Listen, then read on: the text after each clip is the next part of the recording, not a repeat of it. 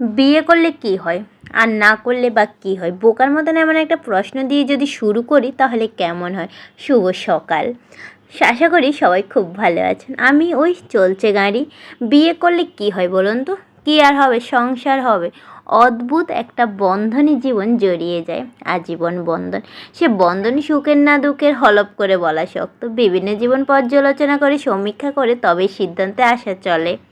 হঠাৎ কোনো সিদ্ধান্তে না আসাই ভালো। তবে বহুকাল একটা প্রবাদ আছে, দিল্লি কা লাড্ডু, যে খায়া পস্তায়া, যে নেহি খায়া ও বিপস্তায়া। এদেশে মেয়েদের বিয়ের বয়স হলে বাবা মায়ের ঘুম চলে যায়, শুরু হয় ভালো পাত্রের সন্ধান। একে বলে সাঁড়াশি অভিযান। সে অভিযান বিয়ে করব না ভাই, বেশ ঝাড়া হাত পায়ে বসে আছি, এ কোনো ছাড় নেই ভাই, বিয়ে তোমার করতেই হবে। বিয়ে করলে কি হবে জানেন? এই যে আমাদের মতন একটা ঘড়ির কাঁটায় কাঁটায় একটা যন্ত্র হয়ে যাবেন। এই যে দেখুন, আমার মা জননী ঘুম থেকে উঠে তার ডিউটি আমার পালন করতে হচ্ছে। তার ডিউটি শুধু পালন করে ক্ষান্ত হয় না, তিনি আজকে যা যা কাজ করেছেন তার একটি সংক্ষিপ্ত বিবরণ আপনাদের সাথে আমি শেয়ার করছি। তাহলে বলেন কতটা সহ্য করা যায়, কতটা ধৈর্য নেওয়া যায়। ওই যে দিল্লি কা লাড্ডু, খায়া তো পস্তায়া।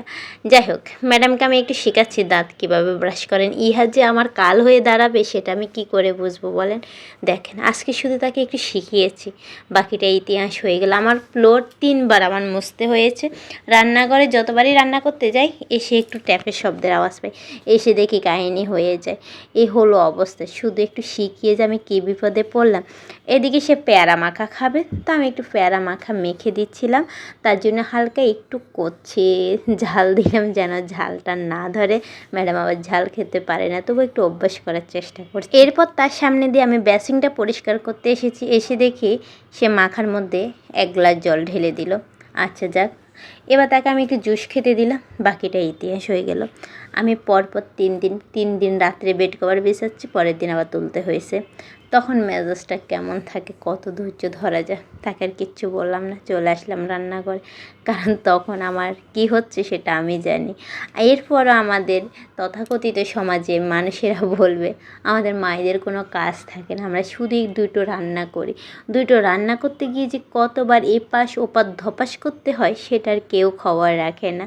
ডিমগুলো একটু ধুয়ে রাখি, তাতে আমার একটু সুবিধা হচ্ছে।